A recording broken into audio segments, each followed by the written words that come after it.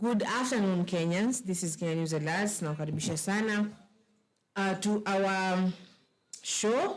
This is Sema Nasi and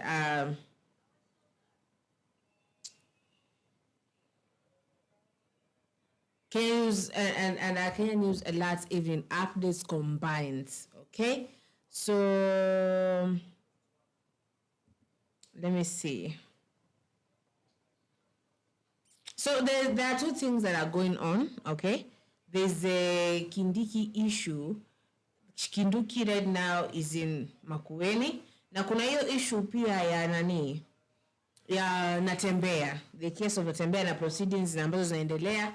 So basically we're going to start with the Natembeya issue where we're going to go to him and see and listen. So as a producer anatupeleka huko kuangalia tusikize kidogo story Natembeya na tukao tunaweza kujua. Sababu today I was listening to Babu as we wait for the producer. Today I was listening to Babu Owino, and there's this where I don't know it is a recent clip or what because I just found it on YouTube. And they were saying that kwanza in Nairobi, Natembeya is a governor. Sawa? And tumeona amekuwa akiambiwa kuwa kuna some corruption and all what and some of us some were saying it is true there's corruption in Trans Nzoia and some were saying that this is just anaekelewa so mambo ya kikweli. And let me tell you people, we need to really know where our money goes.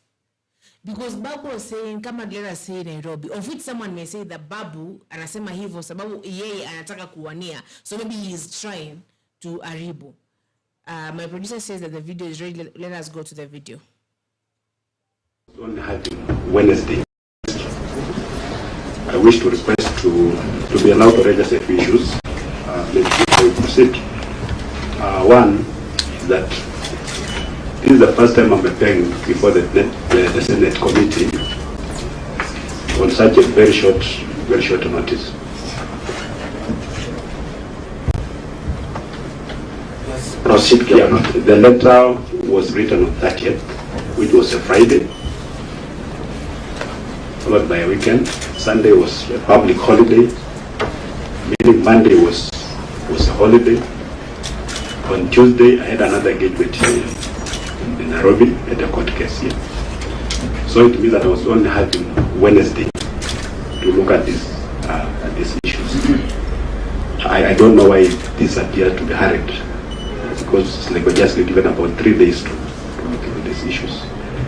If you want us to give a comprehensive report, really, of course we need more time. Number two, the issues that are being raised by the committee actually are already subject of the County Assembly of Trans Nzoia,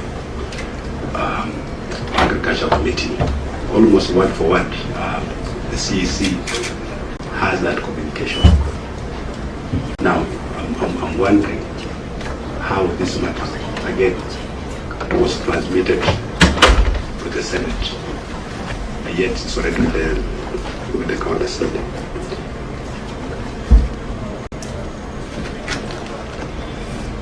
Number three, Mr. Chairman,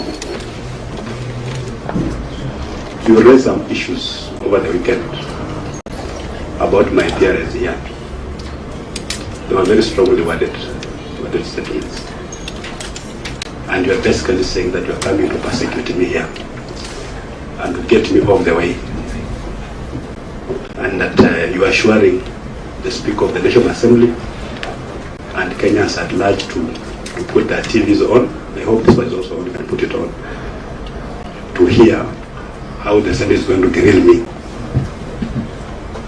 And you actually compared, you had a biblical anecdote about Jesus and Barnabas, and you were saying that in the Bible they crucified the wrong person, but this time around you are going to crucify the right one. Basically, you've made your conclusion that I'm guilty. Sorry, I'm wondering what are we going through? Is it some kind of choreographed charade, or what is it all about? Of course. Chairperson, excuse me. Order. Excuse me, Chairperson. Order. Is in Governor debating himself, or he is here to answer the questions? Order, Vice Chairman.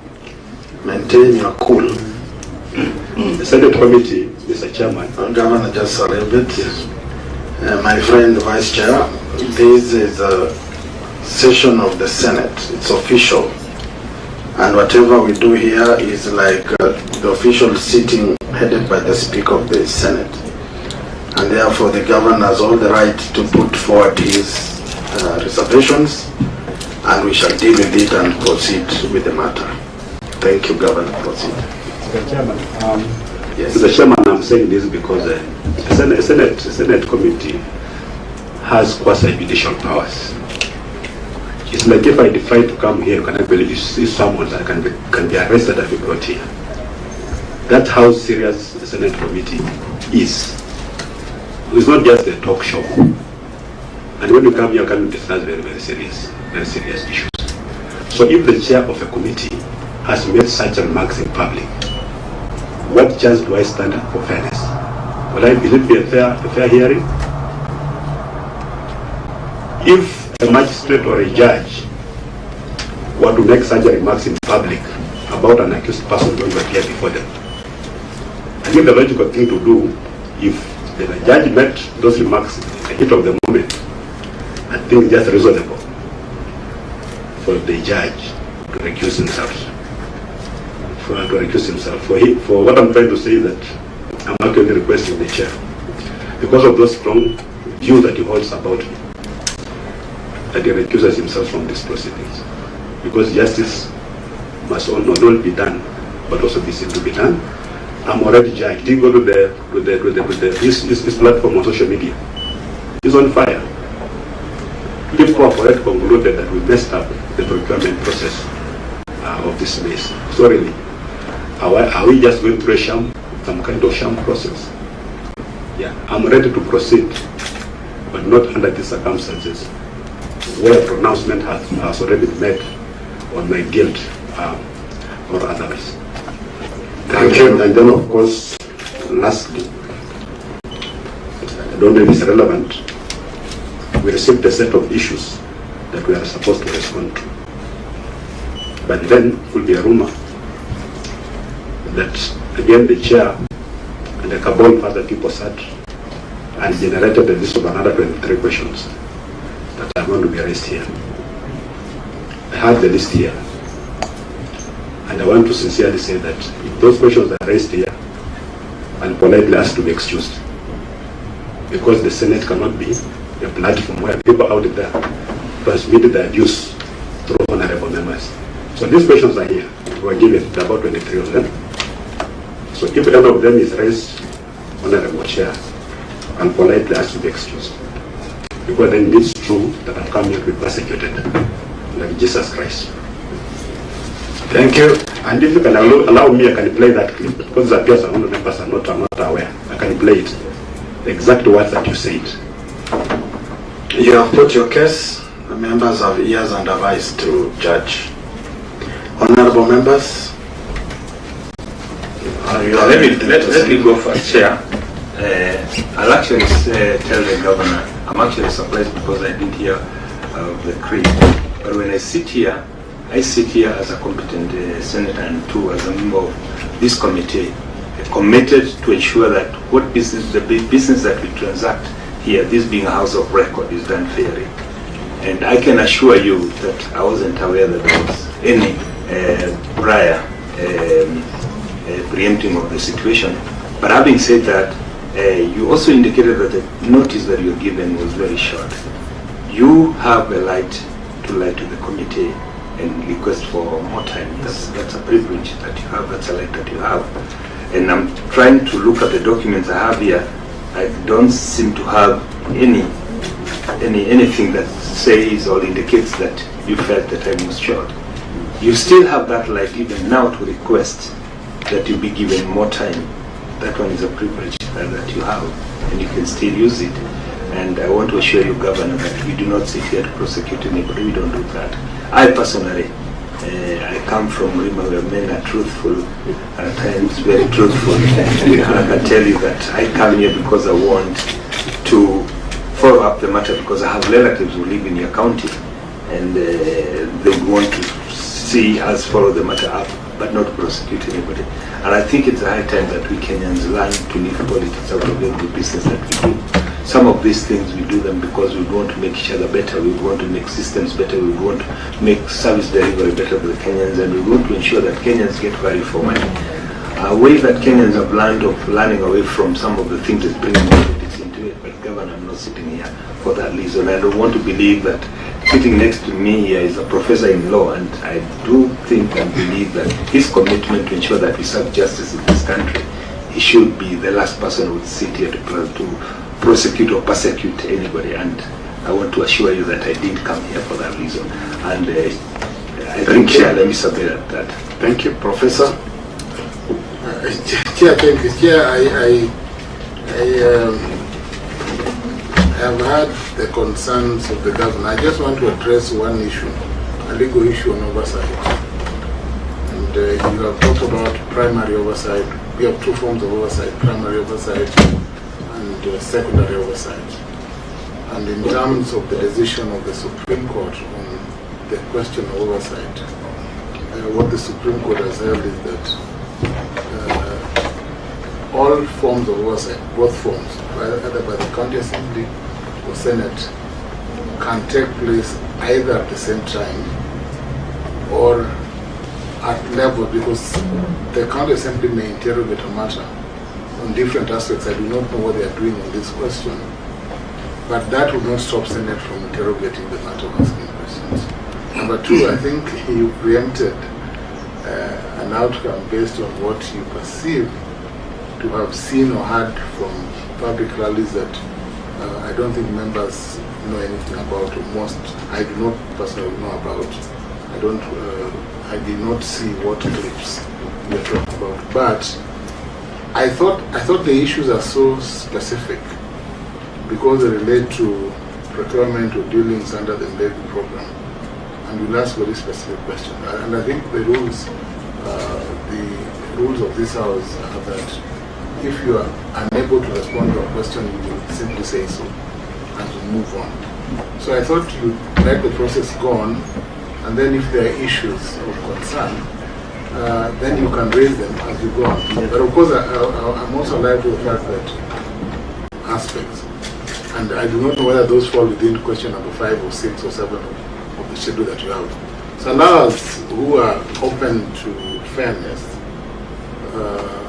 and I don't think that the chair said that he would be prejudiced, because it's a committee. We're all here. We will ask questions.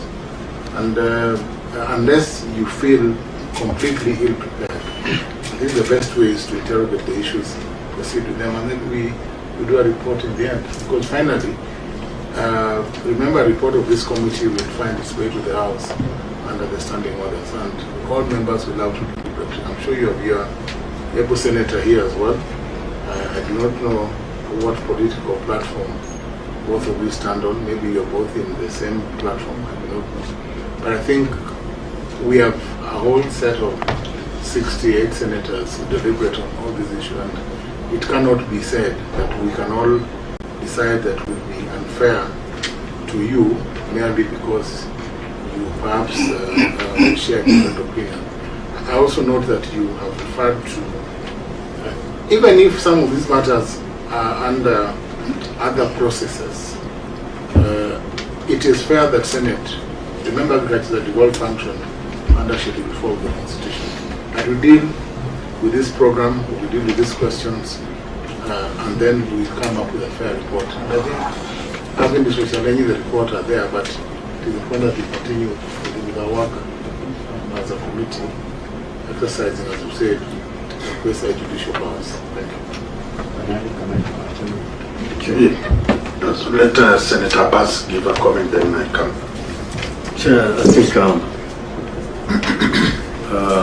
if truly the matter was discussed after this meeting, or earlier than what the way Governor said, and the Governor is also saying that we are not giving enough time and there's so many questions here. I don't know whether the government can be able to prove to this committee that this meeting was preempted, the public premises. You have proof? Mr. Chairman, I raised that matter because, not because I'm not ready to answer the question, because these are things that we did. I can even answer you ask today and answer tomorrow because I've got all the information. All I'm saying is that the process must be fair. I have come here today, not as a governor, but as a man. Because what the judge said challenged me as a man, as a Bukusu man. Who is now appearing before men, other men to be persecuted. Had I chickened out on account I didn't have enough time, I'll be finished today. So I'm here more. Sorry, the chair. Let me just play that clip. Probably you only hear what he said because the clip is there, the chair is here. What is the harm of playing the clip? We have it. You have the clip? We have the clip. He has about 2 minutes clip. It's not a long one. Honorable Chair, Honorable Governor, and Senator Bass. When was the letter sent? The letter was sent on Friday at 9. At what time? We sent it to the PA at 6:38. Yeah. Okay. Then we proceed. Mondigi, and then we go back to what Governor is talking about. Chairperson, my name is Senator Alexander Mondigi, Senator of Wayne County. As a senator, we are here for transparency because of oversight. All of us, we are human beings. What Governor is saying today was more on my side. To fairness, I'm supporting the governor to be given time, because even if we are going to give him 1 month, 1 month will be finished. It will come to end. 2 months will come to end. So it is good to be here. I'm supporting the governor to be here, but the governor, it is good to understand. All of us, we are here for oversight. We are neutral. We need the worker to be perfect. I'm supporting. Chair, I think I'm not convinced by questions. Chair, with all due respect and with all fairness, Yes. if the governor, what he's saying is true, I think personally I would say that we need to give more time to the governor. And if the pronouncement is there, then I think you as a chair, maybe you will not be fair to this governor. Let's be honest. So, if we agree, we all step aside for this meeting. Chairman, that's not for all of us. Senator, it is good. Senator Mondigi. It is good for us. Order, Senator Mondigi. So I think sorry for that. I don't want to pronounce myself. We give the chairman, the governor time to step out. Sorry, I think I made a mistake to step out, and then the committee discuss on what to do. So that's Thank you. I'm not saying that. Let me also add my record. point. Sorry, Thank you. I want the other record that go to you to step aside. The governor to step out, and then we'll discuss. Thank you very much. I also want to concur with my colleague, Senator, because should there have been matters that were discussed outside here, then as members we need to be appraised of that, because it's also important for us also to know what transpired before. So I think, Chair, if you find it fit maybe to let Governor and his team step out, and then we as a committee deliberate on that, and then we can come up with a way forward. Yes, Professor. Chair, if I may clarify, I think the clerk said they sent the notice on Thursday. Friday. 6:38 p.m. On Friday. with the PA. To the PA, so that would mean Friday, Saturday, Sunday, Monday, Tuesday, Wednesday, Thursday. So today would be the 7th day. Yes, including the weekend also. Yes. That would be the 7th day. But the question is whether there is adequate response, But the response is whether you feel ready to proceed. That's the other point.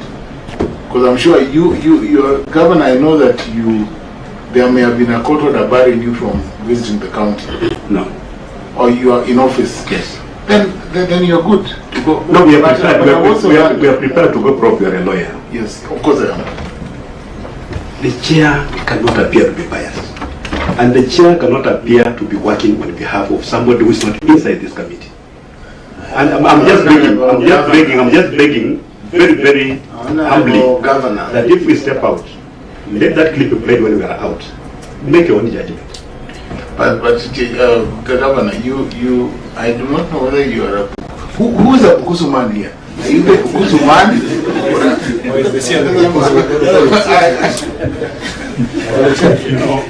The chair is a Bukusu man. I'm equally a Bukusu man, and the Bukusus know when the one Bukusu man has challenged another one as a man, not as a governor. So your view is that you're being challenged as a man? I've come here as a man. Oh. You invited the governor. So, but we are ready to proceed. When our colleague and we can play that clip, can go out. You listen to it, make your own conclusion. I want to agree with members that our good governor steps out with his team, and the committee of the Senate and Secretary to stay put. And the media, we can allow you to have fresh air, then you'll come back, please. 700 at a cost of 690. This was based on the market survey. You have to go to the market with the price. As per Appendix 3 on page 23, requisition form. However, the Ministry of Agriculture circular, reference number MOA/LCD/9/16/7, which revised the Kenya Seed Company pricing to Kenya shillings 420 per 2 kg packet, as documented in Appendix 4 on page 28, enabled the department to procure 256,029 packets out of estimated targeted population of 400,000 poor small-scale farmers, as per Akipra 2024. Number 5, criteria for identification and vetting of the beneficiaries, including the total number of packets of maize seed allocated to each beneficiary. Eligibility criteria.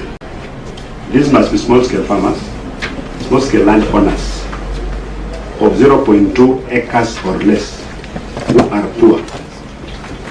Another category of widows, the youth, the elderly, persons living with disabilities, women or resource poor individuals. The selection of beneficiaries was conducted through a thorough vetting process by a designated ward selection committees. The county executive committee member is the appointing authority of the vetting committees as per the Trans Nzoia County Crop Agriculture Act 2021, Clause 9, which is Appendix 5 on page 30. The vetting criteria adopted the guidelines developed from Clause 10 of the Crops Act, that's Appendix 6 on page 34. Each beneficiary was allocated 1 packet of 2 kilograms certified hybrid seed maize. Number 6, the mode of communication with the public and how the distribution was undertaken in the county. The public was informed through multiple channels, the usual one that we use, including the ward planning committees, which comprise of ward administrator, ward agricultural officer, area chief, a representative of the area member of the county assembly, representatives of youths, representative of persons with disabilities, and representative of women. How are you guys? I think you're good. My name is Tilda. Nilikuwa mahali kidogo. I'm sorry for that. And we were saying that Natembeya. Hey, ukienda kwa Senate inafaa unajipanga na maswali na majibu walai. It has been a very tight conversation, the Senate with the governor, and we have had them at least asking the governor a lot of questions actually. about the things that he is doing, that he has been doing, ambazo na zile pia zile vitu ambazo amekuwa akifanya. That's why you can see the governor before the Senate today, okay? I think it is today, ndio. Ameongelesha na kuambia, but I don't know why wamekataa. Mbona wamekataa cheze the video, the clip? Evidence, wataki wa get surprised na evidence. Na mbona wakati sinafaa kwa aonyeshe evidence najue. Mbona hakuweka nini kitambo? Bwana kuja kuiweka sai. Sasa ndio nauliza maswali. Unapeanaga kitambo. Unaona ukinini? Si ndio anaulizwa maswali. Alikuwa anajua anakuja aje hilo tu randomly. Okay, hata kama alikuwa anajua. Inafaa iweke kwa meza. Don't ever try kupeana evidence huku kando. Tuananga evidence. Like kwa court, sawa? Unapeaga wale wanakusuu kama if you've been sued, yeah? Unapea both of you must have the same kind of evidence. So unabaki na yako na ni entry, you put it in entry. So unabaki na yako, mimi nabaki na yangu. So huwezi change anyhow. Hata hizi change. So basically, yeah. But they could just allow him to play the nini wasikie na wachukue pia na wao. Also, by the way, they can't think that somebody forged something. You know, like right now, these people doesn't want to hear the reality. They just wanna wakuwekea maneno and you just accept it. Ndio waone ukiwa impeached ukitoka kwa government. Okay? Like right now he's saying you cannot work with a person who is not in the government. Sasa Natembeya naye kidogo ile kwa government ama yuko kwa government. Si ni mtu mmoja mwenye anapinga government na si ni ako kwa hiyo government. Aliingia na chama gani? Is it the UDA or the nini? But people have just come to the point of sahi watu ni kama wamepotea tu. When people came to this government, sawa, they all had hopes, sawa, with this government. They all thought that it's going to be like kila Mkenya alikuwa ameshamkubalia nani? Alikuwa ameshamkubalia Bwana Ruto. Kila mtu alikuwa so excited to be part of what? Of this government. So that's why I was asking you, when did we fall out of love with this government? Was it the abductions? Was it when the life was becoming harder than it already was? When did we really fall out of love with Ruto? The most thing that we fall out, tulitoka kwa hii mapenzi ya Ruto. Na tuyaite mapenzi. Wakati ambapo tulitoka kwa mapenzi yake Ruto, tukaamua tujikalie sisi wenyewe. Is time that abductions, and then the time you're speaking somebody is not responding, is not saying anything, ama when he comes to respond to you is saying ati tutafanya nini, hatujui kama zinafanyika, lakini kama zinafanyika tutaangalia venye tutafanya hiyo mambo isimame. Hao watu wanafanya hivyo, waache kufanya hivyo. Okay, and then again you still amesema hivyo, but you see people are still dying, people are still being abducted, which is wrong. That's why people say that huyu mtu ni kama alikuwa anatubeba wana. Huyu mtu ni kama alitaka tu afike hapo get interest yake, alafu akamaje atoke aende wakati ashapata interest yake. Yani this person now is not caring about the Kenyans anymore. Is not caring about those people who elected him. Those people who knew that this person will come and save the country where it is. At least madeni zilipwe, zimalizwe, tuanze kujisimamia vitu kama nchi sisi wenyewe. You see?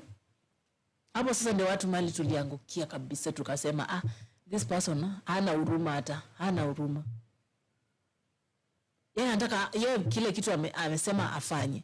Sawa? Ile kitu yeye anataka kufanya tuache afanye. Sawa? Watu kama wanakufa tuache tu waendelee kukufa. And you know, there's no human being who will accept that. Hata kama kwenye watu wanashinda wakikufa. Will you just be happy to see people dying in your family every now and then? Huu mwezi mmezika, mwezi mwingine mzike, ule mwingine tena mzike. Will you be happy? You won't be happy. Huh? You will have even to ask God questions. What's happening? What have you done? Huh? What have we done to deserve this? But you Ruto, our president, wewe hutaki kusikiza. Tukikwambia kuna abductions. Watu wakipotea, watu wanapotea. Inafaa utafute. Kwani hao watu wanapotea, Wakenya wanasema wanapotea. Wanaenda wapi? Hao watu wanakufa, mbona wanauawa? Okay? Na hao watu wanaua hao wengine wanataka aje? You have to control your country in a good way. Not in the way na mentality yako inakuwa ile watu walinivotia, mimi bado nimepata kenye nilikuwa nataka. Okay?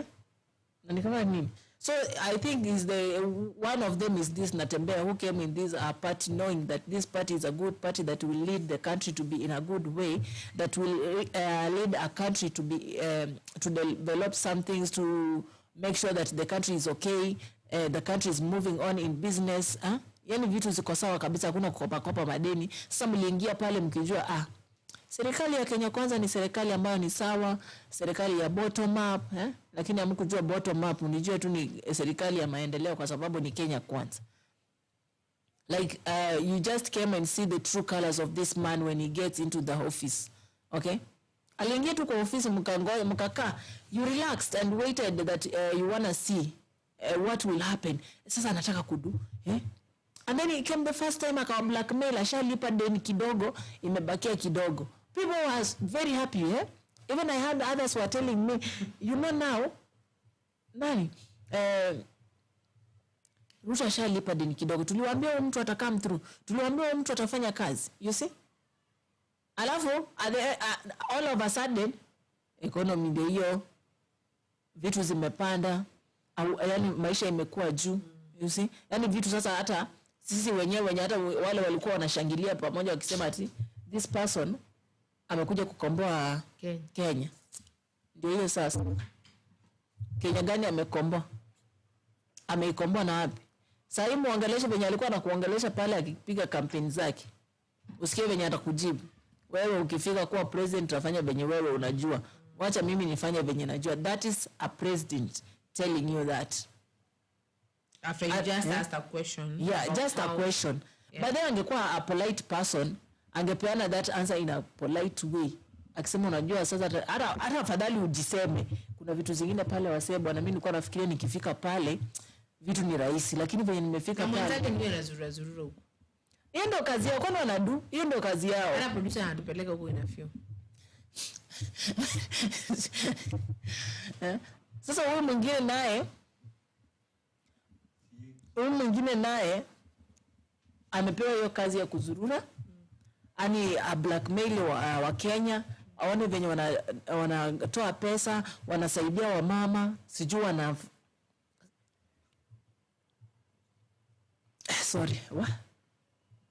ati wanasaidia wamama. Kwani wamama peke yao ndio wanapiga kura kwa. Lakini sasa watu nao wanapenda kutubeba ujinga by the way.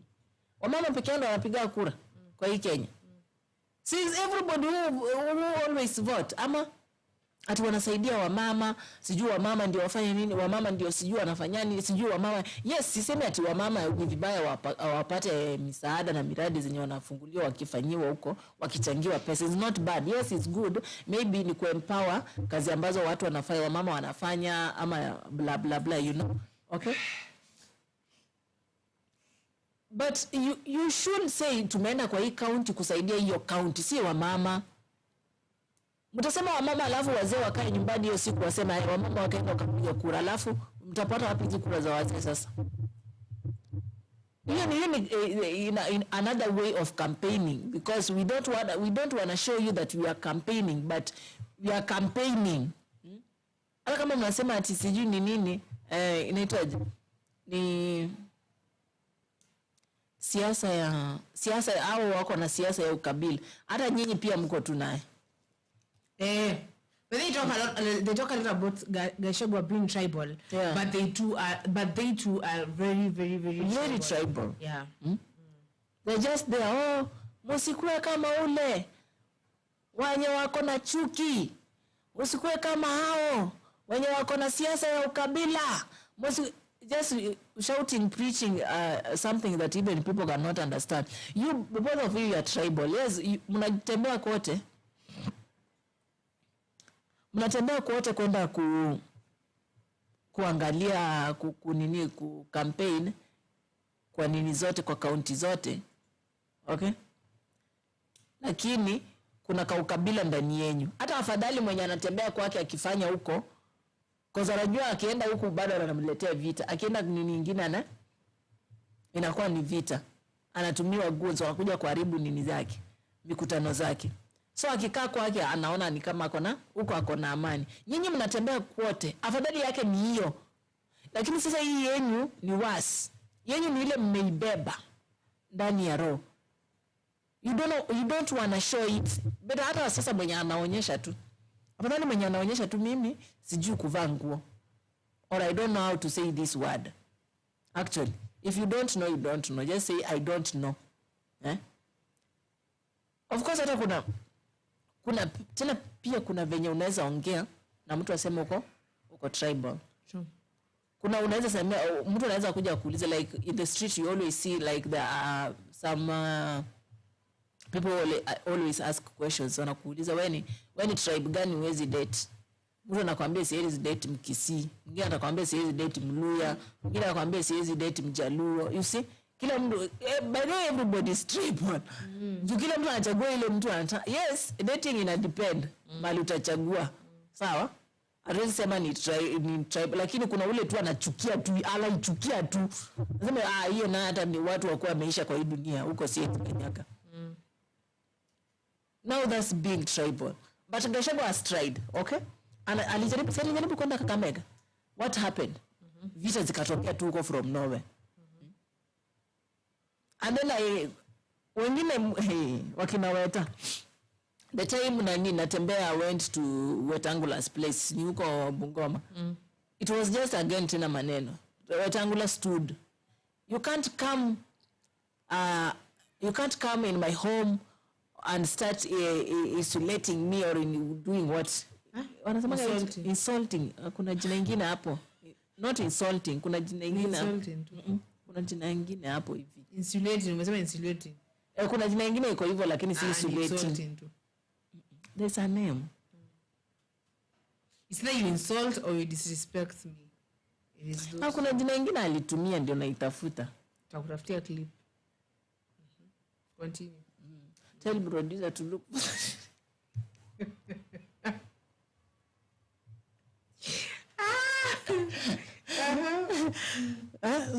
Hawezi kuja kwa nyumba yangu ama kwa boma yangu aanze kuniongelelea vibaya, sawa? Wewe ukitaka kuongea vibaya ongea na kwako. Sasa we are in one, watu wote ni watu wa Western, sawa? Huyu mtu anafaa tuzunguke Western mzima. Haizi chagua Western. Sasa wewe umechukua ni kwako. Hey, Jesus Christ. I don't know which country is this because kila mtu anataka kama wewe ulizaliwa Kajiado inafaa tu ukae Kajiado. Hata si Kajiado kuna specific places inafaa ukae. Sasa hawa ni watu wa Western. Sasa huyu wa Western kama ni wa Kakamega kae tu Kakamega. Kama ni wa Trans Nzoia kae tu Trans Nzoia. Kama ni wa Bungoma kae tu Bungoma. That is tribalism, very dangerous. So but that's not tribalism because you're all Luyas. Na sasa mbona anamfukuza kwake? Hiyo ni ujinga. Is he telling me that I cannot go live in Kitui? That's how now? Na ni kweli. We're on campus. Whether ukiwa wa Makueni Kitui wa wapi? Mboni. Ni kweli lakini sasa kamba was. Ni yeye hauwezi kutoka. Mlima. Okay, Mlima there are different tribes there. So but either way. So kuna vitu zingine baadaye nyinyi watu wakubwa nyinyi watu wenye tunaita waheshimiwa. Vitu zingine mnakaa chini hata mnaangalia vitu zenye mnafanya huku nje kwa kamera. Mkiongelea kwa mic. Are you doing something that you think it can help even your coming generation? The coming generation. We are here watching you, listening to you. There are other generation behind us coming. They already know this is Wetangula, this is Mudavadi, this is Natembeya, this is Babu Owino, this is Raila, this is Ruto, this is Kindiki. They already know. Mtoto wa 5 years anaweza kutajia watu mpaka useme na huyo mimi hata sijaimsikia. Na anakuambia mpaka anadu nini kwa government. Na hata wewe uko hapa unapiga mshene hapa kwa Kenya News lakini hata kuna mwenye hata ujui. Kama watu mimi wallahi kuna mwenye hata sijui. Mpaka niende niangalie ni Google nione ni nani ndio nipate clue. But guys, we should not be tribal juu hii Kenya ni yetu sisi wote. na hawa Kenya ndio wanakupigia kura. Yaani sisi ndio tunakupromote. So heshima iwe kwa kila mtu. Okay? Heshima iwe kwa kila mtu. If somebody asks you for time, please mpe time.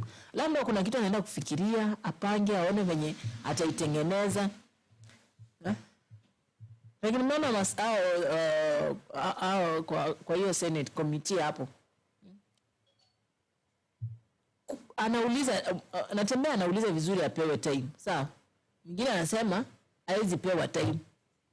Amekuwa na hiyo time yote. Tangu atoke by the way nini? Koti amemaliza nini ngapi nyumbani? Kwa sababu alipewa 2 months asikanyage kwa ofisi. Bado wala mwezi hujaisha. Bado hujaisha. So is he still the governor of Trans Nzoia ama yeye ni nani? Ama sasa ndio anafanya shughuli. Anafanya step. Nasa anafanya nini off? So let me ask you.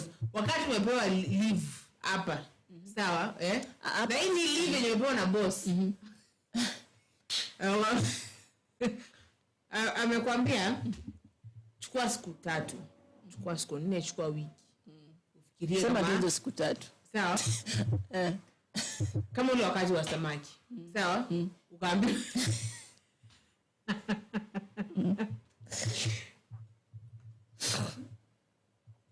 ukaambiwa enda upumzike siku 3. Ni kama umechoka. Kaambiwa chukua siku 3, uende ukule samaki vizuri, uende ukuje. Sawa? Hizo siku 3 like were you still like were you unagesho unajaribu kuambia hizo siku 3 you are not associated with KNA. Ndio? So Natembeya alikuwa tu shughuli zake. Nani ndo aliwaambia wamuite ama wampe appointment inafaa ukuje siku fulani kwa Senate. Wangeacha amalize siku zake. They are missing him. Tunakutaka hapa tunaona kuna vitu unafanya mzuri. So kama mtu kuongelesha tukubongesha at least you appear. Bado si ndio mshahara inaingia. Ama ya unajua kwanza kuna mtu mwingine unaongelea story ya mshahara nikakumbuka. Gachagua amedai ya kwamba anataka mshahara yake ya 5 years because the contract was for 5 years na he wants his salary now. Mambo yamechemuka. Hiyo ni mambo yamechemuka. Hayo ni mambo yamechemuka. Na yeye tena unajua Gachagua sometimes huwa anatukasirisha kidogo. Amekaa hizo siku zote ndio sasa amekufikiria kuitisha mshahara ama Langati ameanza kusota. Langati anasema hi Langati hayo anasema Kenyans across the country and villages must be enlightened that as taxpayers all developments, roads, markets at their own money, not nakupenda kama sukari nakwambia kweli sisiri. Do you know that nini? Do you know that that's oh my god. Do you know that song? You know, but I'm not asking you to sing. I know you know. Everybody knows that song. Kila mtu. Always assume everybody knows. Everybody does. So what I love about this Langati is that point of it is not favors. Unajua let me continue the search for that message of that very wise person. I want to see if I screenshotted that very wise message because alisemaga the same way. This is not a favor, so don't say when you say we don't want, say it with confidence and your touch is on.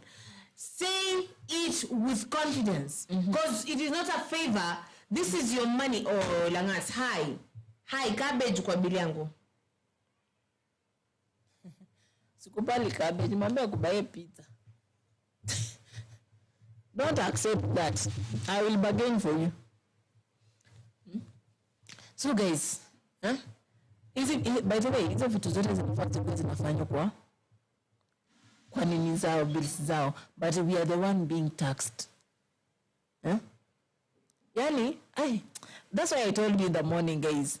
Sisi ni masource, ama aje? Si ni matajiri, si ni maboss wao, we are paying them. Because when they lack something, when they see that like there's something that is going down, they know that Kenyans are there, Kenyans will do this, we just go, tunaandika finance bill, tunatengeneza vitu hapo, tunapanga, tunaenda, and then they nasema ni tax, inafaa vitu zimepanda. Ni sisi tunatoa hizo pesa. Sisi kama unajua ni wewe unatoa hiyo pesa yenye hata unalipo mahali. You have to go. We must not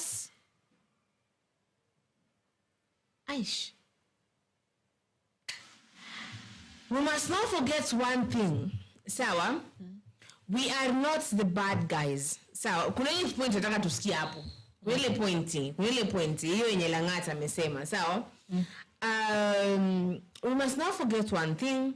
We are not the bad guys here. We are not criminals, and we are not doing anything that is not within the parameters of our constitution. Such brilliant words. May God bless you wherever you are. Sisi ni vijana, sawa? Tuko na njaa. Tuko na skills. Tuko na dreams za kutoka block, na tuko na rights. Sawa? Everything, this is the point now, Lang'ata, that you said, everything we are asking for is rightfully ours. What? Say, everything we are asking for is rightfully what? Ours. Like what? You don't pay tax? We pay. Don't you pay? Wewe mwenyewe bunga. Tena vipaza. Unakasirika unaenda hospitali unaambiwa nenda kwa chemist huko Bungoma. Inapatikana hiyo dawa huko. Like, you know, I went to be injected for H. pylori because that issue, so, and that hospital injected me with something so poisonous that I had to go to another. It's like, it is cheap medicine. Like, it's like when they go shopping, you know, our leaders go shopping, so they go shop for, come on, machines, MRI and scans, MRI and scans. Okay, CG medical terms, so it is not my, I should know medical terms.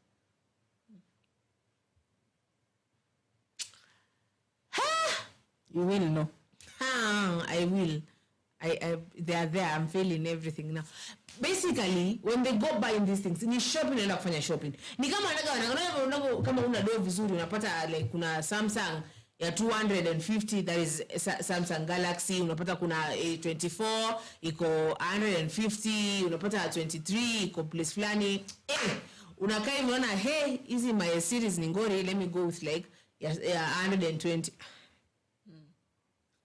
So, but you see what I'm trying to say? So it's like when they go to buy this medicine, wanaenda wakiangalia the cheapest of things, and you're paying tax.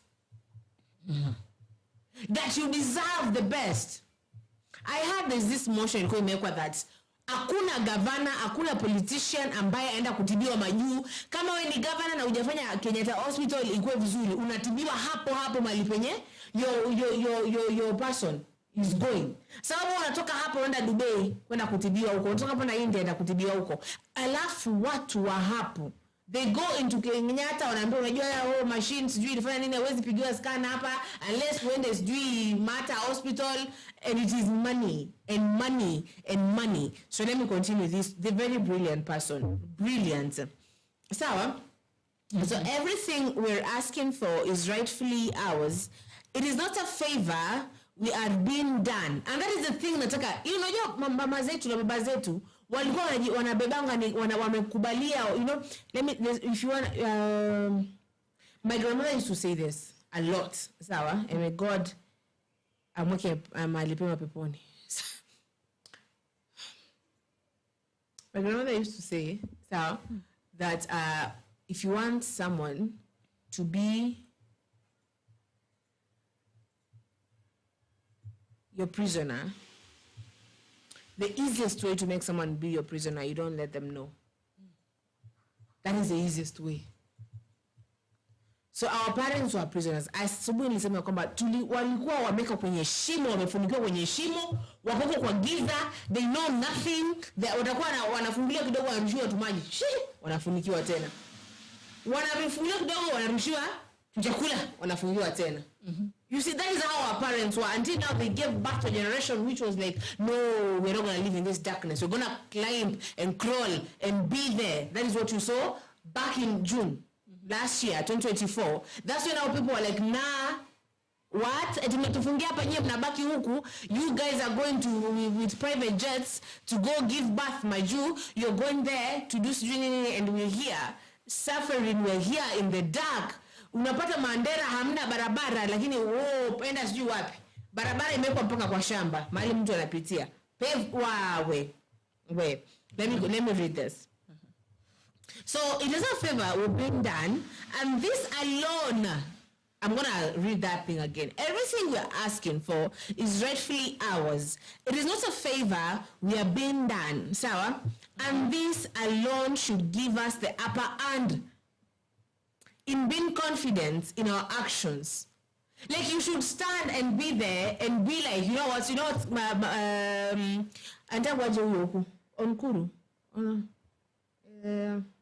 Ole senku. Ole? Simama ole senku. Ole lenku. Kuna ole lenku but ole senku man. But you are there.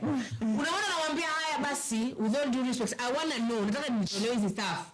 This is what. You have the right to do that as a taxpayer. You need to know where your money is going. And that's why I'm always suggesting, what if we bring this in the constitution where we say that pesa ya county inabaki kwa county, inasaidia county, inaenda kwa hospitali, kwa mashule, kwa mabarabara, kwa county. Sisi pesa yote ya collective inapelekwa kwa serikali kuu, alafu oh my god, airudi the same way imetoka.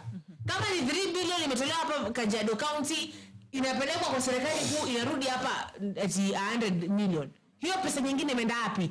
As a taxpayer, you should be so confident that whatever they are doing for you is not a favor to you. It is not a favor. This is what you get. You should have electricity. The same way Nairobi have electricity. You should have good roads the same way when you go kwa barabara ya State House uko vizuri. You should have Medicare. You should have it. Schools should have books and enough teachers because you do pay taxes. Let me read this very brilliant words again. I finish. We should not hide because of calling so we should not hide because of calling out such atrocities. Ukisema Ruto must go, say it in confidence. Alafu hapa ndio nibamba. Sawa? Sisi hapana devil worshippers bwana. Sawa? Like when you say Ruto must go, don't whisper it. Say Ruto must go because of this and this and this and this and this. And if you say Ruto must stay, then say it with confidence too. And say this is why and why and why and why and why and why. Basically, that is me. Continue as I drink water. Nimeshout sana. Nimeshout sana. I get passionate, Our people, it's just the same. It's just that way. Tunawaambia sisi ni matajiri jamani. Maboss wa watu Yaani wanakaa chini hivi wanafikiria we should be going to these people. Tuwaambia watoe tax. Wakishatoa sisi tunachukua tunakuja tunazipanga zenye tunaweka kwa mfuko zenye tunafanyia kazi but we'll say hazitoshi. Sawa? Tukisema hazitoshi bado tunawarudia wao tu watafanya nini? Watatoa zingine. Wapende wasipende. Even like that person who will say wapende wasipende. Watatoa. Ati wanasema reject finance bill. Wata reject lakini hatukubali. Tutasema nitaenda tu pale niseme nimekubali. I'm not signing that. Or sijui nini. You see? Lakini si ati amekubali. Hajakubali hata kidogo. It's like I think hao watu ni wale watu wamependa ile watakuja waende wa demonstrate, wakukufa wakufe, wakumwaga damu wamwaga damu, wakuumia waumie. Alafu si wakifanya hivyo, hiyo time wanafanya hivyo, si nayo tunapitisha. Let me tell you. We always say that what happens in the dark, it always just come. Inaonekana tu kwa mwangaza. God is not that person you think he is. He is everywhere. He is everywhere. He sees everything. Anasikia kila kitu, anaona. What you do, unafikiria wewe uko sawa, sivyo? Yaani unaibia Wakenya, unafanyia Wakenya majambo hapo, watu wanauawa, people are being abducted, people are being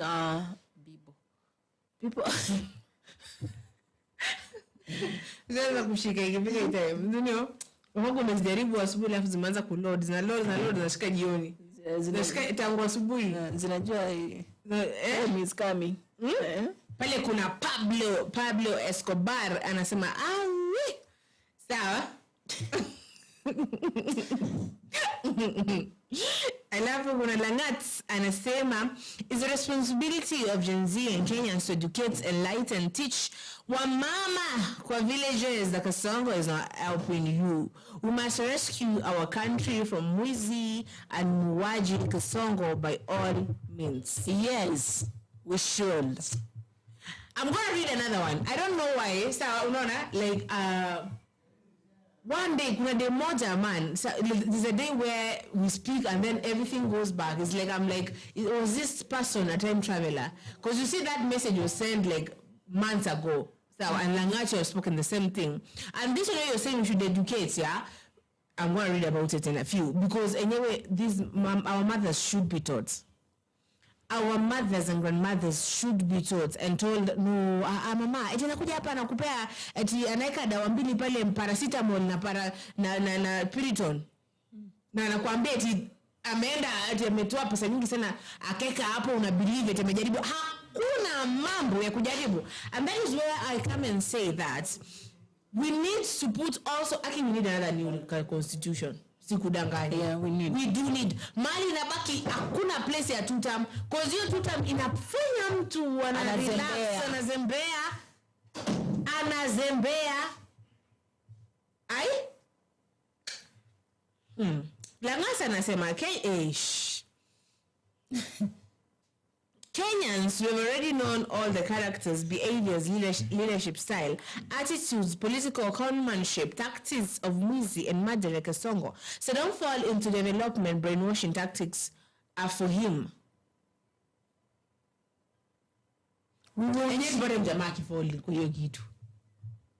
Si watu watafall. Kuna nafikia na wao Gen Z. Gen Z. You'll find there are some Gen Z's. Like yesterday I spoke to two. Nasema hao tu ni Waruto. Hata akitaka waue times 2. Wata demonstrate wapinge lakini they are just in his government. And they'll vote him back. And the agencies. So that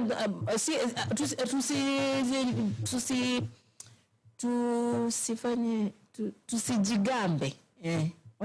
Tusijigambe, tuseme kuwa tuko watu wote kwa nani? Hatuko kwa Ruto. Watu wote hawayuko. Hakuna mtu anapenda those people who are in Ruto. Yani afadhali umuue tu akiimba Ruto. Utamuua tu akiimba Ruto lakini haizi achana naye. You see guys.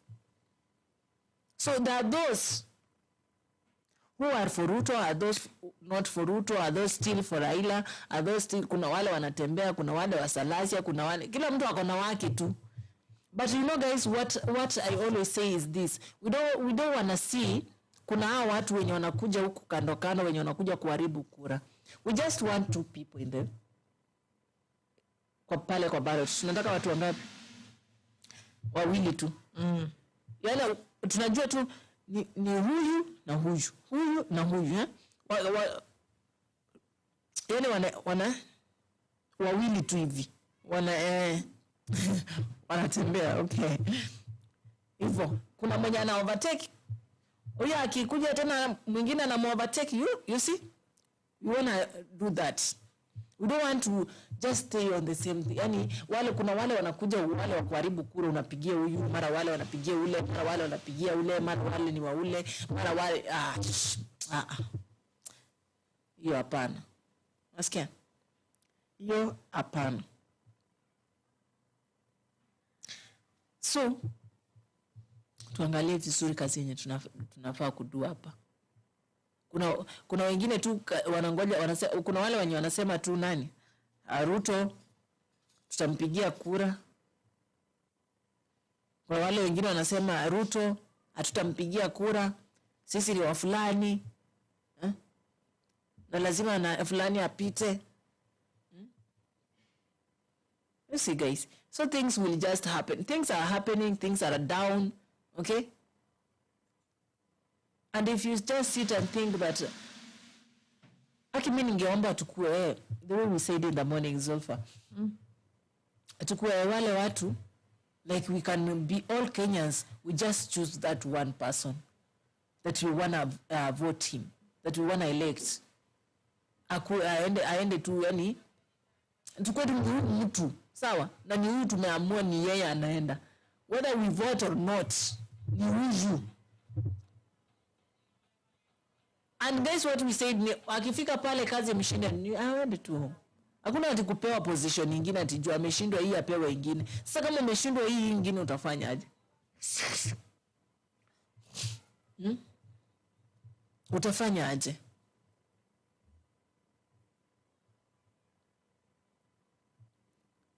Guys, hii kura ya 2027 inapea watu headache sana. Inapea watu headache actually, and you should be serious on it. Watu wakitoka kwa government hivi kidogo wakienda kuongea kitu yenye at least hata ina make sense, unaona ni kama wamekuchokoza, unaenda unawatoa kwa government yako, unawafuta kazi. Now it's bad to talk the reality for the government. I mean, mahali ilifika, you can't tell me to side with the government and I side with it. If you're given money to do what? Mimi na hiyo itakuwa ngumu. Ati ni side nitafika mahali nisahau, nianze kupiga. Nitachukua pesa nisema okay, nitafanya hivyo. Siku tu mbili. Right now you're abducted by the DCI. Sawa? And they give you, anakuambia tumechoka leo, hatuna muda ya leo tuko na roho mzuri, sawa? And you're told tukoe kwa radio, sawa? Ngoja nijilambishe glossy. Sawa? Just a moment. Najua mokaya ndio anaweza. Unanilambisha nini? Glossy.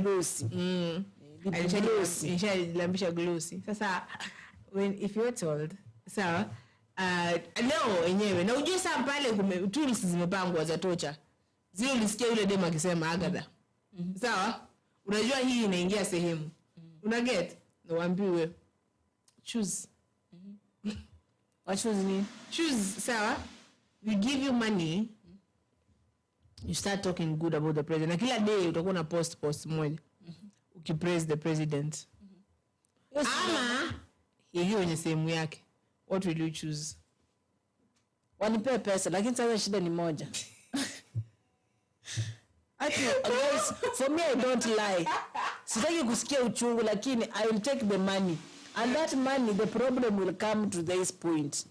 Mtaniweka pale, leo nitabonga in 2 minutes nifike mahali sema, lakini tena serikali unajua wewe. Serikali tena unajua sometimes wewe inatukasirisha. Sasa unaona nimesahau tocha inarudi. Uniepa lakini ndio. Make sure before waniweke hiyo pesa kwanza nionange. Unasikia? Nilikuwa nimepea kama basi kwanza iko hapo. Nipeane gani hata kama nitaenda kukufa. Me I would like to die a legend. Mda kwa like niekendi na mambo. Lakini utafika mahali nipeni tu pesa. Imetosha basi. Yatosha jamani. But someone used, when Felix used to sing, kuna mtu yule anasema imetosha basi. Lakini kitu mchogozi sana alimwambia imetosha basi. Imetosha. Tumesikia. Imetosha.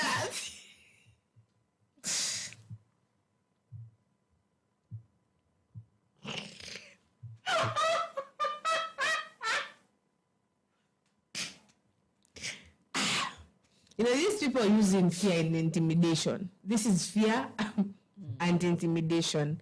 Like when the moment you start speaking the truth, you're called, so you're intimidated, because obviously pain and fear. The moment you're taken there, wanaume pale 10 wako pale. Lazima uko na uoga.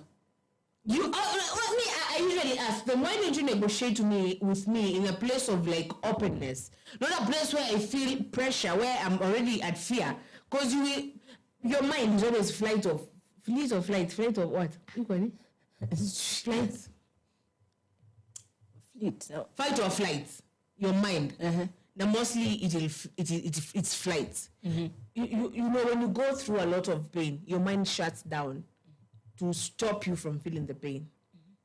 So that's why you see like no, that I've gone far. So but the point is the government shouldn't use fear and intimidation. I don't think, generally I used to say this thing. So I should go and ask my grandmother if we are prophetesses in our family.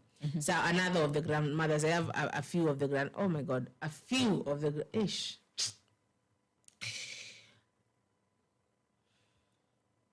I used to say, you don't want your when you're a president, we're not subjects though, we are not. So, but you do not, as a king or a queen or a whatever, you don't want your subjects to be in fear. Because fear turns to anger. No one I'm going to like kiatu. That fear turns to anger. Mtu anajaa msasa. Do you know even in marriages, so you see, unakuja unasikia ati mtu alikuja akaua mwingine akafanya, it's like maybe she lived in fear ama he lived in fear. And then at some point your mind is going to be like, I've been in flight mode. It is time to stand and fight. And that's when you fight vibaya. You see our Gen Z's going there. They've been living in fear. Now they are fighting back. In a way maybe you don't like, but that's how it is. That is how it is. Till I don't want to live in a life of fear.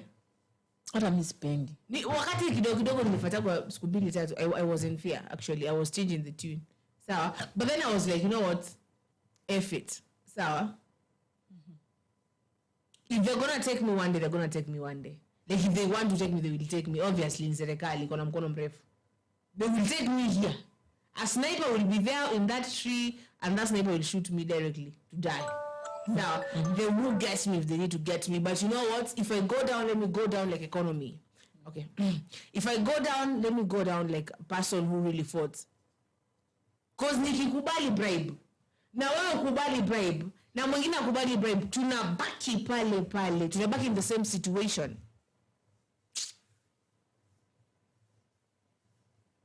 It is not a good situation they have put us in. They have put us in a situation where we are desperate also.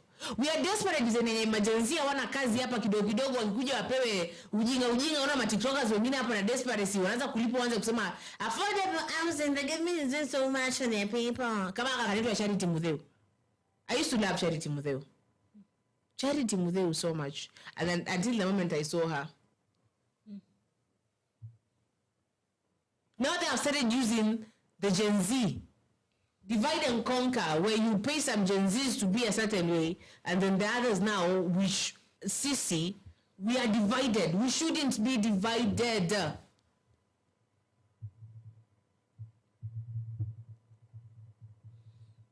Let me drink water. You can see. Ukiangalia, who is dividing the country? If you just look, ukae tu chini na watch these people. Who is dividing the country? You know, for me, I can say, who? Ruto mwenyewe anagawanyisha nchi yake. Ni ule mtu anataka, tuseme anatakaje? Yeye anataka kujionyesha mzuri, lakini hiyo uzuri wake kuna venye hileti. You know, you can't just come and show us the way you are good. You talk to us the way you are good, the way you do things, and then physically, we cannot see you that good. We cannot see you that good. Ndio maana watu nasema, if you're spoiling your family, you know you're spoiling your family by yourself. Hata Biblia inakuambia, si ndio? Mtu mwerevu anajenga na mikono yake. Mtu mjinga anabomoa na mikono yake. So, wewe umeanza kujenga. Ukajenga. Umejenga, umefika. Sasa umeanza kubomoa tena pole tu. Unabomoa tu pole. Mwenyewe. Don't say, fulani ndiye alikuja, fulani ndiye alifanya. And then this game of blaming each other, it will never take us to a higher level or another level. It won't. Why? It's because wewe umekosa lakini unataka kuwekelea mwingine. Ule mwingine naye alikosa, anataka kuwekelea mwingine. Sasa blames inakuwa government of blame games. You see? Inakuwa sasa hata ni mahali ambapo hata wewe mwenyewe Mkenya mwenyewe huwezi elewa kwani hii government kunaenda aje, kwani nini na happen. Some things actually, guys, you have to just watch by yourself and see what is happening. You change your mind, you switch your mind and tell God that I want you to show me the right person to vote or to elect. Aende pale kwa ile ofisi afanye kazi jinsi wananchi wanavyotaka. Manake akifanya kazi vile tunataka, na vile atafikiria na akili yake mzuri, nikifanya hivi nchi itasonga mbele, nikifanya hivi tutaacha kukopa madeni. Sawa? Mtu atumie tu akili, common or blankata. Just use it. Adi? Umesema? For real? What? Washtukaje kama ni kitu mgeni imesemwa? It's not mgeni. Nini hiyo? Common or blankata? Common or blankata ni? Hebu wase blankata ama ni common or blankata? Common or blankata. Hapana, ni hivyo nakwambia. Aje? Medulo blankata. Use your common or blankata. Hebu waambie wase wakwambie. Instead ya kuambia mtu use your common sense. Guys, yani, you see when you see your crush and then they tell you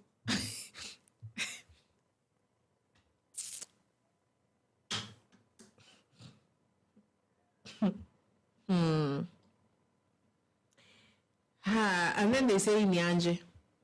So, and then crash the shiabo. So, because that's the thing with crashes. Crash is just ujinga. Now, I see this lady saying, guys, the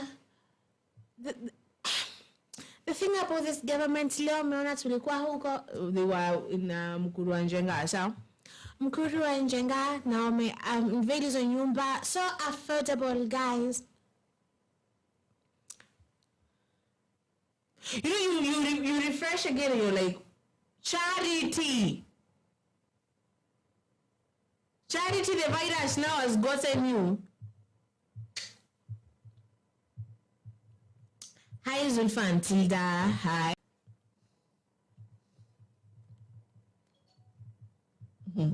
Just do what my finger has done. Like, what? I don't even want to look at you. Shame. You know, back in the movie of Game of Thrones, so there's a moment where, Game of Thrones, actually I'm looking at right now, it is Game of Thrones. Right now, it is Game of Thrones, okay? There's a moment where the people take the power. And now there's this one of the dynasties, one queen of the, I forget, am I forget? Shame on me forgetting the name of that queen. She's walked naked in the streets, and then they are ringing, ding, ding, ding. You're gonna fight with this producer one of these days. You're gonna fight you. It is the moment you're like, let us go outside. Let us go outside. Let us go fight, because I see you want us to fight. I'll just take the camera. You take the camera and the mic. I'm like, let us fight. I'll be doing, yes, Zulfa, do, Zulfa, beat. You flex kidogo. You know, I just punch ya. Hapa hivi uone kama like ataamka. So basically, ding, shame. Now since the camera was not on my face, the story is now irrelevant. The story is just, thank you. Tila, it's medulla oblongata. I know it's medulla oblongata, but in ghetto. In ghetto, wanasema nini? Wasikia? Nilikwambia ghetto. Tembea ghetto msi. Usikie majina yenye utasikia huko mpaka. Mimi nita kuambia sio ya ghetto. Unajua ni show msikia nilikuwa aje? Nilikuwa like, I know it's nini. Si ati sijui. I know. Lakini sasa kuna venye hata tukiwa private. Which ghetto have you been in? Tile, you're not a ghetto person. Nikupeleke Ronga. Ronga si ghetto. Ronga kwa ghetto, Ronga ghetto yenyewe ghetto. Ndio nakwambia kuja nikupeleke, niko na Ronga kuna ghetto people. Niko na out ya Ronga bash. Nakupeleka. I see you're planning things. I see what you say. Nikupeleke Kangemi huko ghetto kwenyewe. Nikupeleke inaitwa Dandora. Nikupeleke nini? My friend. I'm going to admit before you people, because I don't want anyone to, I don't really know Nairobi that well. I don't. Because I go with Uber or Bolt, where I'm going direct. So I don't, and I should, and that is very arrogant of me. So today you are going with Uber? Yes. If I'm going to, acha ujinga kaka. So, the last time she was there, she called me Mr. Saizi ananiita kaka, jamani. Vipi? Mina kaka. Man. You might be a man now. You'll make me walk out of the studio now.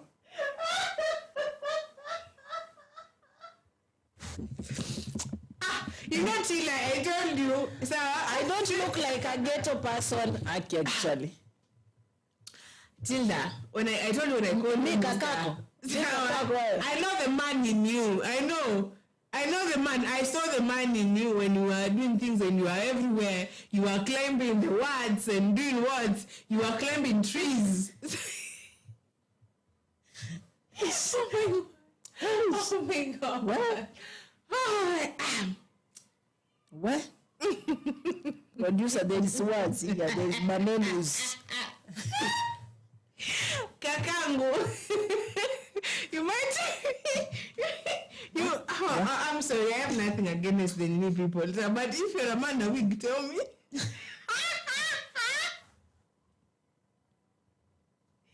You need to tell me, one day I'll get mad at this Zulfa. You know, she always see me just, and she knows when I become mad. No, I'm not trying to offend you. Let me tell you, I love you so much, and you know I love you so much. But Mr.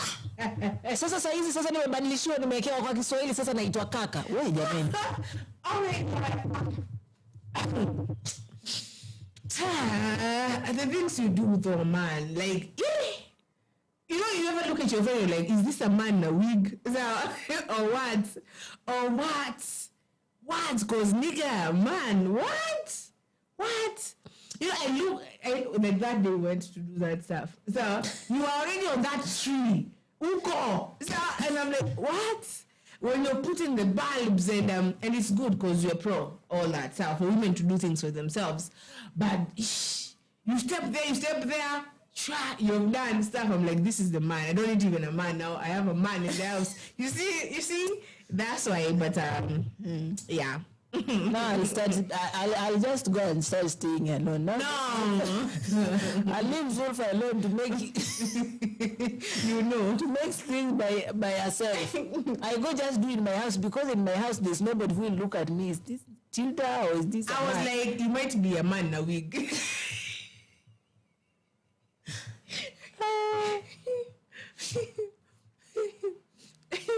Wearing silicone stuff. Either way, you are telling us something about the affordable. It's you. Usinijamie. Ndio niite kaka ulikuwa unasemaje jamani? Ndio niite kaka ulikuwa unasemaje? Do not get upset or lie. I don't even want to offend you. I'm gonna buy you Mahindi. So don't worry. Now, so basically, if those are the Gen Zs that we are depending on. You know, when you're there on TikTok and you have a certain following, use enyewe tubonge ukweli. Charity useme pigwe rwabe. Rwabe uvuja poza kutuambia vitu. What? So don't do that. Like you gypsy amepasua hapo ya. Gypsy amesha. Gypsy amesha ya Gypsy kaka. Kaka ya. Hey, bro. The things you do. So remember that day you're telling me you're gonna go walk to take spanner. Seriously, and you're serious. You're gonna go take spanners. I could. And you're gonna tell me that he's not a man.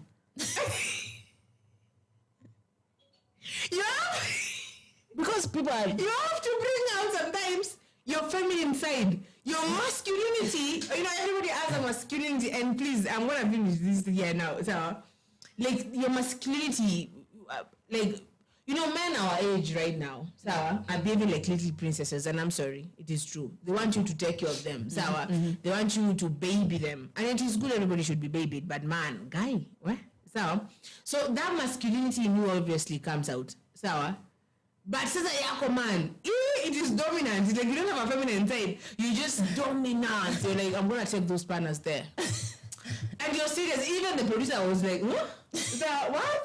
What? So, you know, yes, I knew ilikuwa usiku. Yes, itakuwa usiku. Hata by the time I get to that place and then I come back again, najua naifika hata saa sita. But I don't care because mimi nimetembea usiku nje jamani. Na msiniambie mimi jambazi.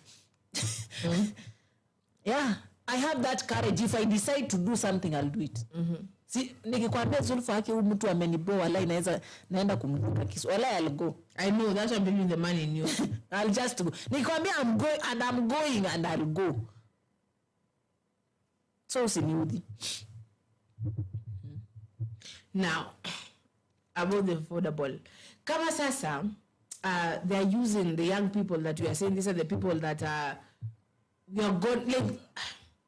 Ni jenzi mgani anasema life yake iko fiti? Wewe niambie ni jenzi mgani anasema life yake iko fiti? Sasa hii jenzi wanalia sana, jenzi are complaining. Hata nyumba zenye wanakaa wale wenye wako shule, zile nyumba zenye wanakaa hizo ma hostels zao. They are expensive. Even you find even not most of them are in those hostels. Si wengi. Sindu unisikia akisema Ruto hata kuna pesa ametenga za kujenga hizi masoko na hizi ma hostels. Guys, this man knows what he's doing actually right now. Don't think that he doesn't. He knows what he's doing. Kukuja kuambia ati anataka kujenga, anataka kufanya, anataka everything. I want. At which time will you stop wanting and just work? Come to ambia. But then I like that person of coming and telling me, or say, nishamada ile job. Ndio hii. Akisema yaani umepea mtu kazi umemwekea Tila nimekupea hizi nguo sawa? Sasa ni ziko mikono mimi sijui utafanyia nini. Lakini utaona venye hizi nguo venye nimepewa I think ni chafu. I have to wash them. I have to iron them. That is thing I love about you. I have to do what? To iron and then I kunja them, I put them in a suitcase or in the wardrobe or in the closet all. Hizo zote ni kitu moja. I put them there. I know I'm supposed to do that. See that ningoje tena hizo nguo ufue. And then I become nagging. Ukunje. Tena akunja. Aya ziweke sasa kwa closet. Okay, I'm honest like kwani ujui nafanya nini? Ama is it or is smart the way it is? By then I always feel like by then naweza kukasirikia tu nyumba inakaa mbaya. You can think that sitaki kuongelea juu naona nyumba inakaa hivi. Sasa hiyo nyumba imenikasirisha lakini sasa si nyumba imekasirisha ni wewe na hiyo nyumba imenikasirisha. That's how wale wachafu. I saw that. Now I always feel like I'm not comfortable. Kama ni juzi nimeamka tu kuosha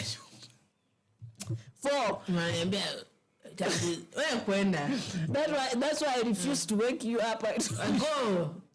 I told you, go. I want to let you sleep until 7. You get yourself late, and then you're telling me, I just stop going to work. You know me. Because I'm already late. So guys, this Ruto is that person who tulimpea kazi tukamwekea kwenye mikono yake. Sasa sisi ni ile tunangoja tu akuja tuambie wa Kenya, unajua aje ile barabara yenye imemaliza 62 years, sawa? Ndio hii nimeshaitengeneza, nimemaliza, sasa hii inapitika, gari ndio hizo zinapita. Haya, zile soko ambazo ziko pale nishajenga, kuna soko mahali twende tukafungue. Anaenda anafungua, watu wanaingia kwa soko, vitu zinakuwa sawa. Haya, inafaa nijenge hostels hapa, ziko sawa, ziko bei yake ni hivi na hivi, ni nzuri. Mnaonaje wa Kenya iko sawa? That is what this man should do. Not coming and telling, nataka ama nimetenga bilioni 50 ya kujenga masoko na kujenga barabara ili tuweze kusonga mbele nchi yetu ya Kenya. Then somebody is just coming to sing for you, telling you a poem. Oh, of course it's a poem. Hiyo ni poem. Hizo zake zinakuanga poems. Nimetenga, nikatenga, nimezindua, sasa imebaki kufanya. Imebaki kufanya, unakuja kuambia nani imebaki kufanya? We gave you that one. How many years have you been saying that? Msee saa zingine watubu. Wewe kama tu ni by the way. Unaona ile ninudi nipeleke. Nishafikisha, nimecome back, nimefanya hii, nimefanya mimi, nimemaliza. Kama just hivyo tu. Vitu zimeisha. Ukuje kwanza uanze kutuelezea venye unapanga, venye umetenga, venye unazindua. Haya, nimeanza. Yaani mtu ni kama anao, na hata ukienda kuona kuanza kwenye kumeanza, hakuna kuanza kumeanza. Israeli yani anawaambia tu ndio mjue, yani hakuna kitu inaendelea hapo. You people, this man sometimes he disappoints. Ana baadaye mtu, kuna mtu alisemanga bila chukia Ruto. Kuna vitu tu zinaweza fanya tu ukaangalia umse unafikiria hata akilingwa. Niliwaambia hata akilingwa na kiatu ule msee alikuwa amekaa chini vibaya sana. I don't want you people to be desperate and angry. Msee alikuwa amejam. Yaani nasikia unatuambia uko njaa bro. Kula hiyo. Uko njaa kitu ya kula, na kutuambia hapo tunatenga bilioni. And this person bilioni na huko hapo uko na food hapo kwa hiyo gari. This person kama iko na gas ndani na private chef na nini. And you coming here to tell us that you're tengai bro kwa hii jua. Miguzi gonna condition na pale chini. We stop.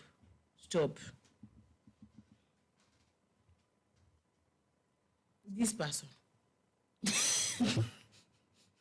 Stop. This person, which person? You are saying this person. No, wakahivi. This person. Huyu jamaa yalimlinga na kiatu. Yeye alikuwa bro. Yaani umeongea history so many times. Kwa situation na mtu, wakati mtu anaongea kitu, you just find you have already slapped him. You have already, before even like, it's like hata before amaliza hata statement. Na unaona venye limeenda akafanya alichukuta. Ngoja afanye amefanya hivi bahati tu yake ndio hii. Akabaki akiangalia kiatu flying shoe. Kitaka kujua utamu wa kiatu, muulize president wa Kenya, atakueleza. Yaani ukiona mtu ako annoyed na mtu, kuna zile vitu, yaani somebody is just there every day akikuja akisimama, tumetenga, tumesema, tutafanya. Ama nyinyi mnaonaje wananchi? Si mambo itaenda sawa sawa? Ama vipi wangwana? Si hao watu tutawapeleka tu nyumbani asubuhi? Hiyo 2027 si nyinyi mmejipanga? Na si nyinyi ndio walimu? Si nyinyi ndio mtasaisha ile mtihani? Na si nyinyi ndio mtajua ni nani ameshinda? Sasa wanashinda wakituambia nini hapa sasa? Ama haja wa Kenya? Wangwana, semeni kitu. You see, wangwana is Mangwana is what? At Mangwana is what? when you see those Tanzanian movies, yeah, where they are going to consult Mababu, what's my guy? Let me watch you Tanzanian movies. One. Or they always say, "What? Tell me, you're a Tanzanian now. I'm not a Tanzanian now. How will I explain to you something for Tanzania?" Who doesn't watch Tanzanian movies? Have you ever seen me?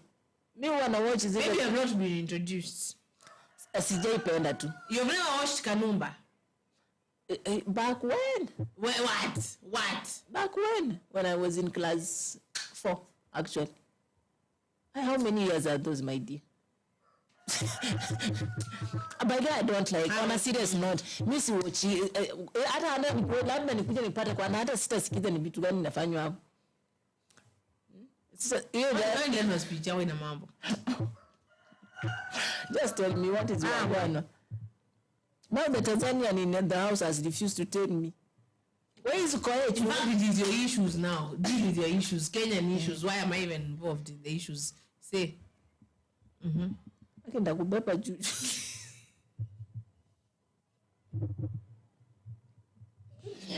Unajua bado umenisha kaka.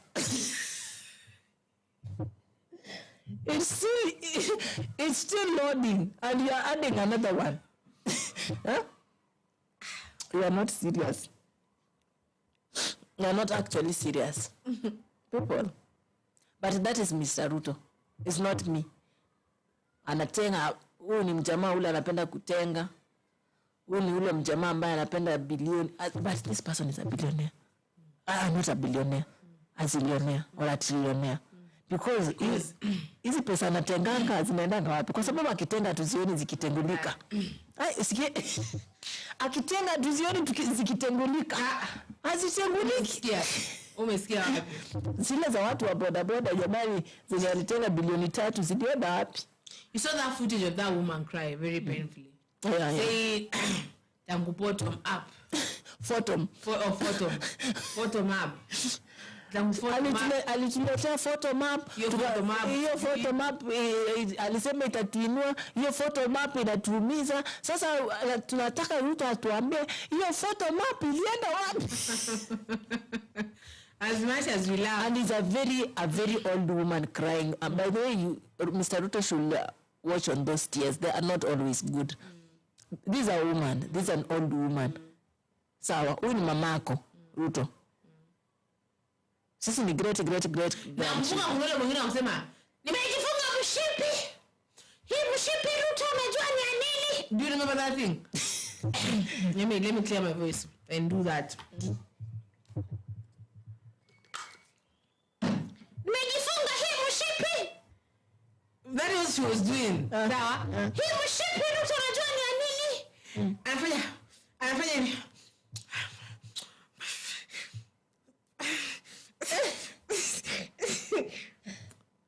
Na machozi yanatoka ile ya sawa ile hiyo itoke sawa, anafanya hivyo machozi yanatoka, anasema Ruto unajua hii mshipi ni ya nini? Unajua by the way I was so upset with that lady, sawa, I forget her name. Unajua hii mshipi ni ya nini?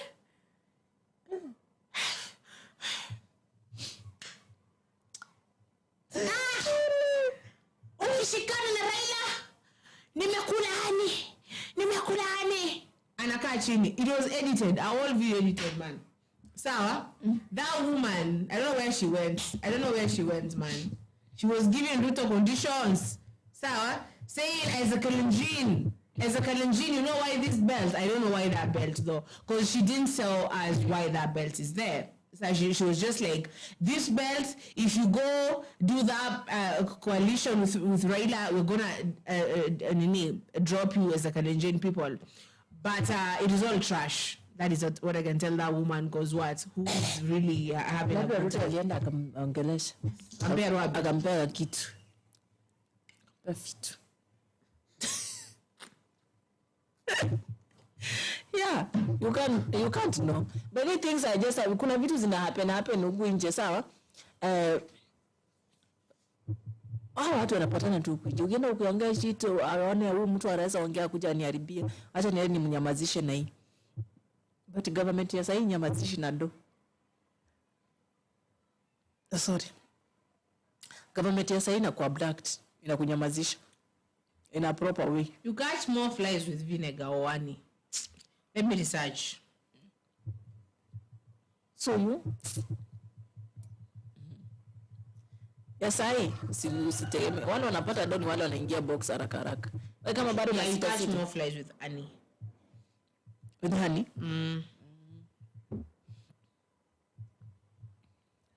How people?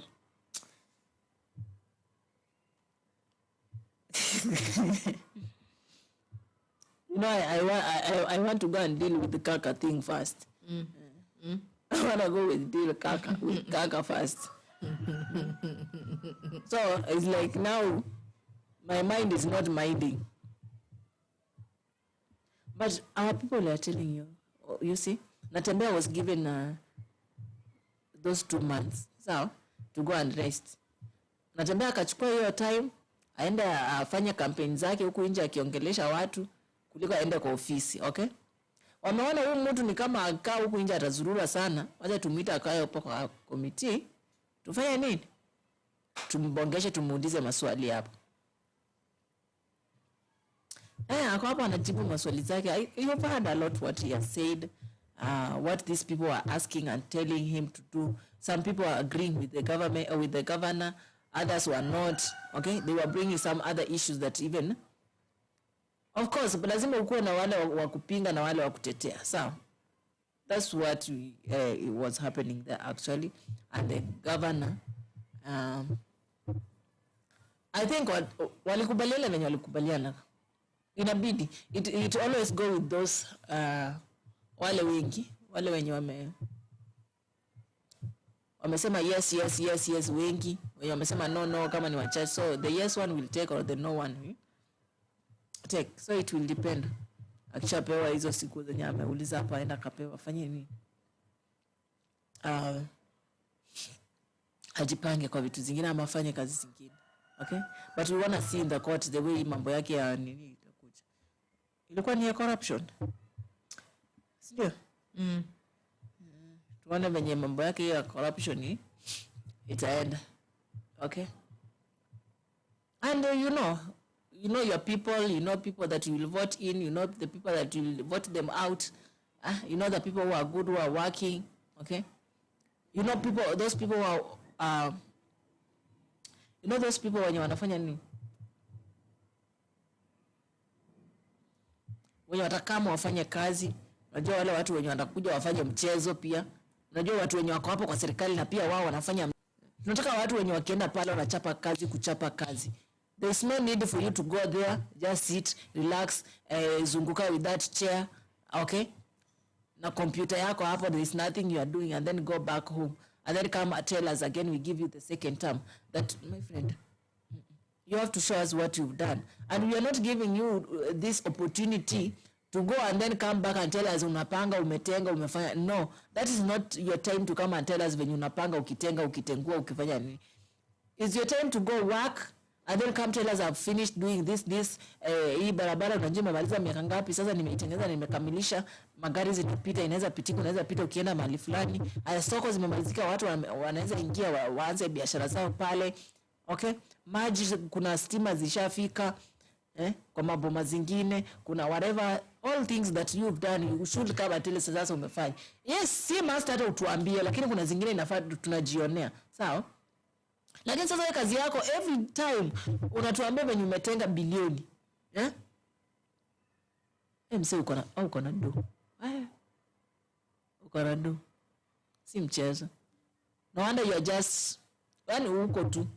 You don't care. You don't care. You don't care. He doesn't care about us. He doesn't. He's just there. Relax. Hata mkibonga huko anasema, ya bongeni, tumi zangu nimeweka kwa account zina relax. Zinapoa tu hapo zinaniongoja. Me I'm good. So when you continue complaining, mimi nafanya pale mali ninaona mtaona. It's like unafagia tu hapa mbele lakini uko nyuma huwezi fagia. Yani tunaona tu hapa venye ni pasafi. Lakini ukifika sasa nyuma, ndio wanasema don't go in the sitting room. unaona ukifika umseni msafi, umeona hiyo sitting room yenyewe imepangwa. Fita jikoni. Mali chakula yenye ulipewa imetoka. Pia tu kwa jikoni, that's what you will know. Now this our government, unajua hapa mbele unaiona wakiongea when they come before you, the time you see them, the time they're speaking to you, unaona ni mzuri, ni msafi. Sasa hiyo time inakuwa ile ya campaign wase. Hiyo time ya campaign ndio msee anakama anawaambia mnaonaje wadau? Sasa mimi nataka hii kazi tutaipanga hivi, sawa? Tunataka tutengeneze barabara, tujenge masoko, tuwekee watu stima, tuwekee watu maji, okay? Tujengee watu affordable houses, gas itapunguka from sijui tu hata ama whatever ikuje paka 300. Nimengoja gas ifike 300 jamani. From that time I've never refilled my gas because I'm waiting for that 300. Lakini hata sijui taifika. Inafaa ikuje kabla. Sasa ingieni ndani ya roho ya huyo mtu. Hiyo ndani ya roho ya huyo Ruto sasa. Ingieni ndani. Ndio mtajua. Nasema tu basienzi wacha niwaambie hivi. I'll just go there after they've given me whatever I want. And then I'm going to go sawa. Okay?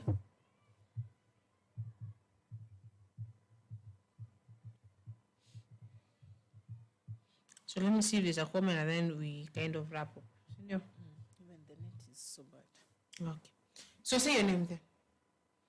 So guys, nawapenda sana, nawaizi sana. Thank you Gypsy. Thank you and the other viewers. Tunawapenda tu sana. Sawa? Karibuni sana kwa wale tunawapenda kama sukari. And may God bless you. May God bless you. Tunasijui nini. Awesikia kwanza.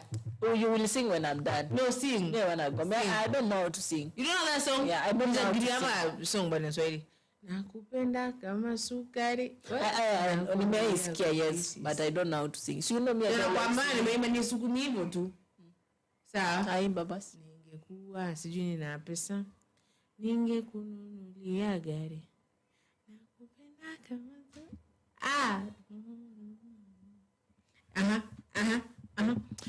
when I used to do acting, there's a woman who loved to sing that song. And today we spoke and then she said that thing. So, she said, Zulfa, do you remember? She said, nakupenda kama suk. If you could see her dance that song, so beautiful. Like she was just she is a beautiful woman. So, a really beautiful Mijikenda woman. So, and she taught me the lots that I know. So I want to thank such women out here that empower us. Now, say your name. Okay, my name is Tilda. See you tomorrow when you see us. Tunawapenda sana, tunaenzi sana. Wacha Mungu akawabariki nawe nanyi siku zote.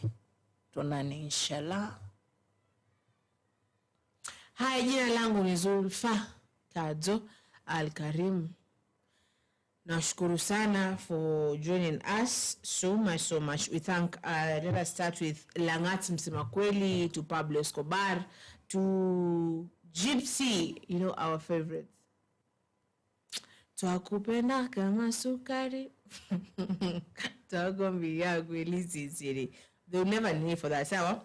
So basically, tupatane hapa kesho. Kesho ni Eid. Idul-Adha. Kesho. Meat, a lot of meat, but it starts from the evening. So tomorrow I must be wearing ninja. Sawa?